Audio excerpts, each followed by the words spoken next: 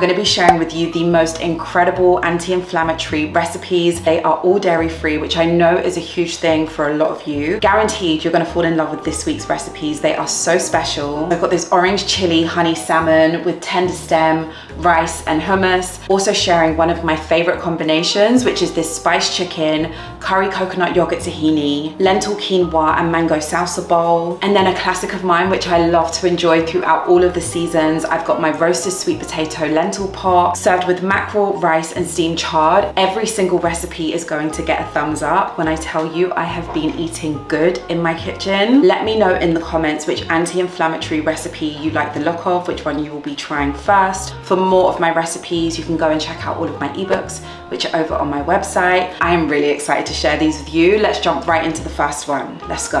So I'm going to describe this nourishing dinner in 3 words. So outstanding, stunning, life-changing. This orange chili honey salmon, sauteed tender stem, rice and hummus dish that I just threw together. I know I say this quite a bit. It was hands down one of the most delicious plates of food that I have enjoyed in a long time. I relished every moment of enjoying this damn tasty dinner. So we're going to start off with this salmon marinade. I did something similar with steak recently. You could definitely throw it on some chicken. You could use it for prawns, tofu. So yeah, just work this marinade, choose the protein that suits you and just enjoy. So in a bowl, we're going to combine some olive oil with some soy sauce. I'm using some tamari, some honey, some mustard. I'm using some Dijon mustard, some fresh thyme. If you don't have fresh thyme and you've only got dried thyme, just use it very sparingly because it's a lot more intense. I would prefer to use fresh thyme for this recipe in particular. So we're going to need the zest of an orange. So the next step is to add in some fresh orange juice along with some fresh lime. I personally would only zest an orange if it was number one, obviously unwaxed and organic. That means that it's not going to have any funny coating on it. Some chopped chili and some minced garlic. Just giving everything a good mix, a good whisk in that bowl until smooth. So I just grabbed my piece of salmon, just giving it a wash and scaling it, and I placed it flat on a lined baking tray. So firstly, before we throw the marinade over, we want a base layer of salt. So yeah, I placed some salt over, followed on by drizzling over that incredible orange, thyme, chili, honey marinade. What a combination of ingredients. If time affords you, I would definitely recommend just putting this aside in the fridge for at least an hour, just so those flavors deepen. So I had some cherry tomatoes that needed using, so I just chose to top my salmon with them and place the tray into the oven. They are going to just become super juicy, super delicious. They're going to be perfect for this plate of food. So you know I'm gonna have a side of greens. We are working with tender stem tonight. My boyfriend makes the best tender stem. He just pan cooks it. It's really simple, but I don't know, he just does it the best. So yeah, he just chopped the tender stem up, and then grabbing a large pan. You want a pan with a large surface area because you want to be able to just lay the tender stem flat. He placed the tender stem in, along with a little touch of olive oil, I think, some salt and some pepper, and then just let the tender stem just kind of cook on like a medium to high heat, giving it a little flip over. He then placed in a little bit of butter, and the butter is what makes this. I know we're using a lot of fat, but trust me, this method of how he cooks tender stem is delicious. So yeah, he just placed in the butter and almost like flattened the tender stem out in the pan and just let it get this really beautiful kind of charred color like that. So yum. I have lots of leftover white rice, so I'm just going to heat it up in a pan, just placing a little bit of water in so it doesn't stick to the bottom of the pan. So removing our orange chili honey salmon from the oven, you can just let it sit for a couple of minutes. I just took one look at that salmon and I already knew what time it was. This is exceptional. This is a beautiful, beautiful piece of fish. I love an oven roasted cherry tomatoes, so that was literally the cherry on top for me. So yeah, I just plated up my nourishing dinner. So that rice which I heated up, that pan cooked buttery tender stem, I could honestly just have that whole pan of tender stem for myself. It is delicious. And then I just cut off a piece of that orange chili honey salmon. Yes, yum. I made a very impulsive decision just to add some hummus on top. I should have shown you the proper place up of this beautiful plate of food before I placed on the hummus, but it is what it is. I just fancy some hummus with it. So yeah, added on the side those roasted cherry tomatoes, and I was just ready to tuck in. If there is one bit of inspiration that you take from this video, let it be this salmon right here. All of my favorite things on one plate, a really balanced, nourishing, delicious, feel-good dinner. Doesn't get better than this. You know I love a good balanced bowl. It has been years since I have put this combination together, and I was reminded this evening of just how incredible all of these foods that you're about to see paired together are. So for dinner tonight, we've got this spiced chicken paired with my absolute favorite. I know I've shared it with you guys before, but my curry yogurt tahini is everything. We've also got some lentil quinoa and a mango salsa just to top everything off. We're gonna throw some crunchy red cabbage in there. Talk about flavors, talk about summer vibrant foods. This one is going to impress. Let's get into it. So I had some chicken breast in my freezer, which is why I'm using chicken breast. If you want to use any part of the chicken, if you prefer thighs, if they're juicier for you, then go ahead and do that. If you wash your chicken like I do, then go and do that also. So give your chicken a good pat, make sure that it's dry, and place it into a bowl. We're gonna throw over a few spices and herbs. So starting with some salt and pepper. Next, you can throw in some garlic powder along with some cumin powder. I also threw in a little bit of garam masala, along with some dried oregano and some dried thyme. I gave it a little touch of smoked paprika, a splash of soy sauce. I used some tamari and a drizzle of olive oil just so all of that seasoning can work into the chicken. If you have at least an hour spare, I would definitely advise you to just put this in the fridge and just let it sit. But in saying that, if you're cooking it straight away, the seasoning on this is going to be delicious. So yeah, it will be yum.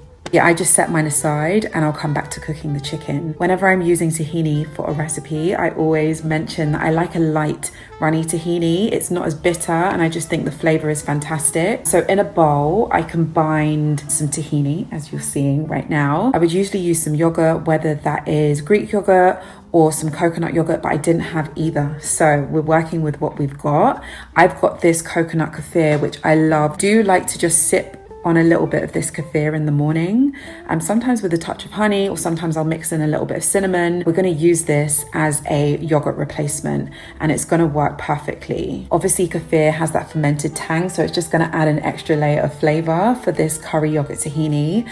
And also I won't put as much water in to thin it out because this is quite runny anyways. So yeah, placing in my coconut kefir along with a touch of maple syrup. I also added in some spices, so some cumin and garam masala again, like we used on the chicken, along with some curry powder. I placed in a good squeeze of lime juice, along with some salt and pepper, and just whisked everything. So whilst whisking, I realized that I wanted this curry yogurt tahini to be a bit brighter. I wanted it to be more of a vibrant kind of yellowy orangey color. So I placed in a little touch of turmeric. It also needed a little touch more of water, so I placed them in and just whisked until smooth, until it had reached my desired consistency. I gave it a taste just to make sure everything was on point, and yes, this was perfect as it was. I made up a little extra just so I can have some in the fridge, because once I get a taste for this curry yogurt tahini, I want it on everything. So for our mango salsa, we're just going to combine a few ingredients. So that includes some chopped spring onions, obviously some mango, which I just cubed in the skin and just scooped everything out. I love fresh coriander. I have to have fresh coriander in my mango salsa, along with a touch of fresh chili. Obviously you can use some chili flakes, some salt, some lime juice, and a little swirl of olive oil. So on to cooking our chicken. I just decided to cook mine in the pan. I didn't really want to put the oven on because it is boiling. It's so warm today. So yeah, I just grabbed my pan, heated it, and I placed my chicken breast down on one side, just letting it cook. I'm someone who prefers cooked vegetables, who eats cooked vegetables, probably like 95% of the time. But tonight I just fancy some crunchy raw cabbage. So yeah, I just added on some salt, some vinegar, and a little bit of olive oil. Kept it really, really simple. After about 3 or 4 minutes, I just flipped my chicken breast and then just cooked it on the other side. I just reduced the heat, covered the pan, and then just let it kind of gently cook. just so it remains nice and juicy and tender. So once my chicken was cooked, I just let it rest for a few minutes, and then I just, sliced it up. It was definitely juicy. It was definitely delicious. You could 100% get away with just cooking it straight away. It's still going to be delicious. But like I said, if you have an hour spare, then I would recommend just letting it sit. So I showed you a few videos ago how I love to prepare this coconut lentil quinoa dish. Super simple. I literally just throw some pre-cooked lentils into my quinoa when I'm cooking it, and I cook it with half coconut milk, half water. Adding lentils into quinoa is just such a great fiber hack. I would definitely recommend it. So I placed on that coconut lentil quinoa. I then layered it up with that red cabbage, which will actually soften if you put some salt and vinegar and some olive oil on it. Next was the spiced chicken, followed on by that gorgeous mango salsa, and I just topped everything with that unbelievable curry yogurt tahini. This just tied everything together. Spicy, salty, sweet. This one touches on everything. Love every single element, every single layer of this recipe just serves a purpose. And when you bring everything together, you're just gonna be wowed. I started tucking in and I thought, why have I got such a little bit of that curry yogurt tahini? Like, I need to drown this plate of food in it. So that's exactly what I did. A beautiful, vibrant, feel-good plate of food. I could eat this one again and again. I love making up a big pot of this roasted sweet potato lentil pot. It's something that I can enjoy for days after, and it actually just gets better over time. I love it for breakfast too, with some eggs. So yeah, I'm gonna whip up a big pot of this. I feel like I need some extra protein, and I've got some mackerel fillets, some fresh mackerel fillets. So I'm gonna cook some mackerel, which is just gonna take a few minutes, along with some rice and some steamed chard. Gotta have some greens in there. So to put this roasted sweet potato red lentil pot together, we're gonna start off by toasting our spice seeds in a large pan, just dry toasting them. So I used a combination of cumin seeds, fennel seeds, some mustard seeds, and some cardamom pods. Keeping an eye on those spice seeds. I definitely don't want them to burn, so I'm just going to keep an eye on them whilst I continue by chopping up a few ingredients, including a white onion and finely chopped up some garlic. So once the spice seeds were fragrant, once they were smelling gorgeous in my kitchen, I placed them in my pestle and mortar and I just ground them up. So back using that large pan, I just put it on a low to medium heat and I heated it up. I placed in some coconut oil. You could use ghee for this. If you'd prefer to use any other fat, any other oil, just choose what you want to use. I then placed in those finely chopped onions and garlic, gave it some salt. I then grated in some fresh ginger. It's easier just to grate it straight into the pan.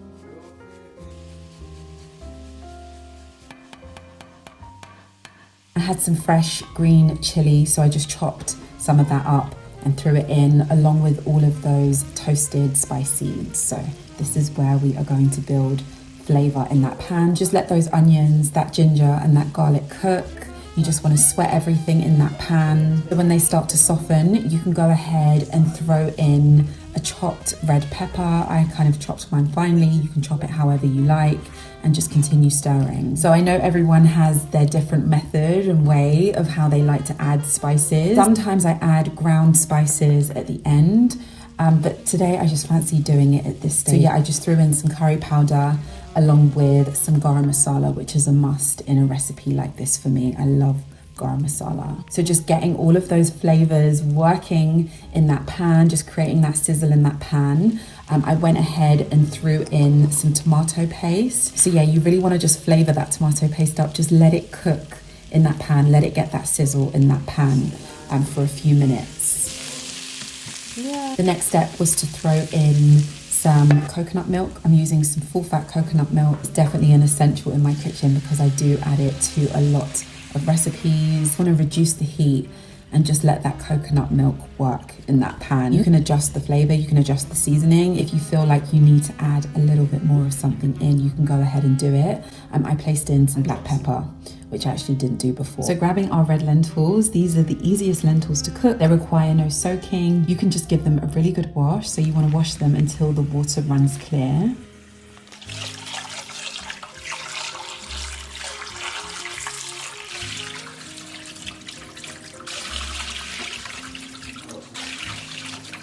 And then you can go ahead and just throw them straight into the pot or the pan whatever you're using. This dish right here is a one pot heaven dream. So if you want to do just a little bit of bulk cooking at the beginning of the week or in the middle of the week or whenever in the week, this dish is perfect. So we'll be needing a liquid of some sort. If you just want to use water, that is fine. If you just kind of want to ramp up the flavor and just give this dish maximum flavor, then you could use any type of stock or broth. I had a little bit of chicken broth on hand, so I just threw some of that in. So for our roasted sweet potatoes, if you wanted to just skip this step just because maybe it's too hot, you can't deal with putting your oven on. I know that we've had some really hot days here in the UK and it would be unbearable to put my oven on. Today's not a hot day, so I can manage it. But yeah, if you want to skip this step with the sweet potatoes, you could, number one, just leave them out.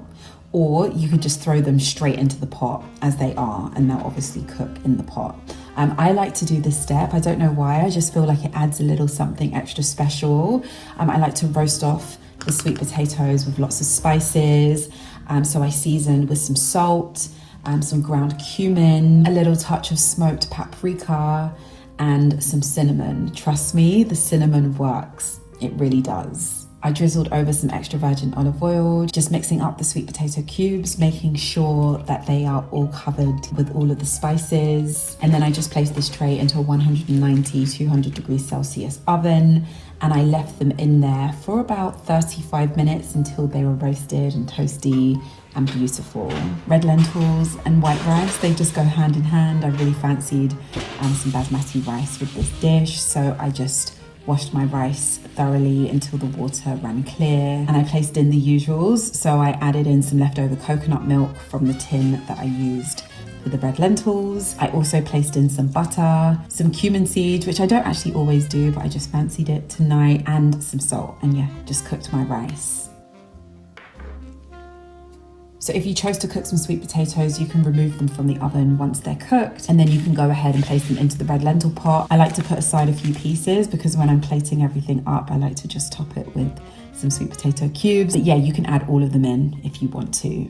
So yeah, just combine everything. You can cover the pan with the lid and just continue to let it cook on a really low, gentle heat. As much as I love red lentils, I just needed some extra protein for my dinner. So I had these mackerel fillets, which I just removed from my freezer. They defrosted quick, and they're so easy to cook. So I just seasoned with a little bit of lemon seasoning that I had, some salt and some pepper, squeezed over some lemon juice, drizzled with some olive oil, and just whacked this tray into the oven. I also love eating every meal with a big side of greens, just changes daily for me. Today I saw some chard, and that's what we're working with. So I just put the chard to steam. So to finish off this roasted sweet potato red lentil pot, I just chopped up some fresh coriander and I threw that in. It doesn't matter what season it is, I will always be up for cooking a big pot of red lentils, and this one right here is exceptional. So after about 12 minutes or so, I just removed the mackerel from the oven, and it was time to plate up this wonderful, nourishing dinner. Your girl was definitely in the mood to cook tonight. Sometimes I just go for it and I want to do everything.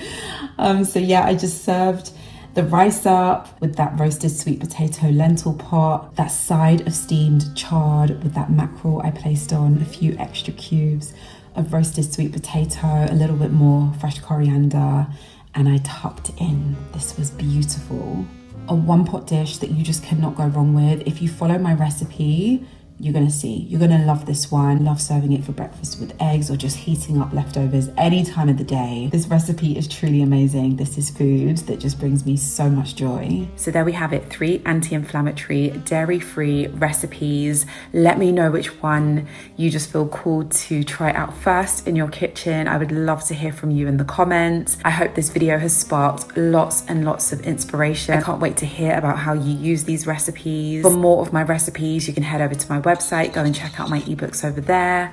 I will see you soon in my next video.